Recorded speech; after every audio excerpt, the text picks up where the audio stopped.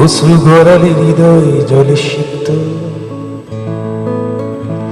কত প্রদীপ শিখা জ্বালালে জীবন আলোয় উদ্দীপ্ত, কত ব্যথা বুকে চাপালে তাকে বলি আমি ধৈর্য।